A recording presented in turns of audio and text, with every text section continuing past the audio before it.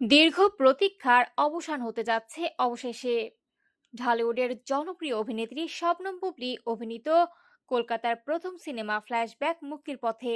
প্রায় 2 বছর আগে শুটিং শেষ হলেও নানা জটিলতায় আটকে ছিল ছবিটির মুক্তি। তবে সব বাধা পেরিয়ে অবশেষে সুখবর দিলেন নির্মাতা রাশেদ রাহা। তিনি জানিয়েছেন, আগামী মে মাসে পশ্চিমবঙ্গ বিধানসভা নির্বাচনের ফল ঘোষণার পরে সিনেমাটি মুক্তির পরিকল্পনা রয়েছে। ইতোমধ্যে প্রযোজনা প্রতিষ্ঠানের সঙ্গে আলোচনা চলছে। খুব শিগগিরই আনুষ্ঠানিক মুক্তির তারিখ ঘোষণা করা হবে।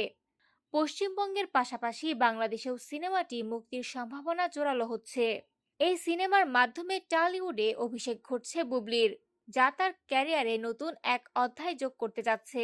থ্রিলার ধর্মী গল্পে তার সঙ্গে অভিনয় করেছেন জনপ্রিয় নির্মাতা অভিনেতা কৌশিক গাঙ্গুলি এবং অভিনেতা সৌরভ দাস। চিত্রনাট্য লিখেছেন খায়রুল বাশার নির্ঝর। সিনেমায় বুবলিকে দেখা যাবে একজন চলচ্চিত্র নির্মাতার চরিত্রে। অন্যদিকে কৌশিক গাঙ্গুলি অভিনয় করেছেন অঞ্জন চরিত্রে এবং সৌরভ দাস ডিকে চরিত্রে। ভিন্ন জীবনধারার 3 মানুষের গল্প একসময় গিয়ে মিশে যায় পাহাড়ি এক জনপদে, যেখানে গল্প নেয় এক নতুন মোড়। রহস্য আর উত্তেজনায় ভরপুর। এদিকে বুবলির আরেকটি সিনেমা সর্দার বাড়ি খেলা মুক্তি পাচ্ছে আগামী 8 মে বাংলাদেশে। লোকজ ঐতিহ্য লাঠি খেলাকে কেন্দ্র করে নির্মিত এই সিনেমায় তার বিপরীতে রয়েছেন জিয়াউর রোশান। পরিচালনা করেছেন রাখাল সবুজ।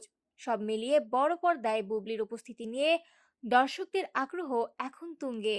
এখন শুধু অপেক্ষা, কবে মুক্তি পাবে সিনেমাটি।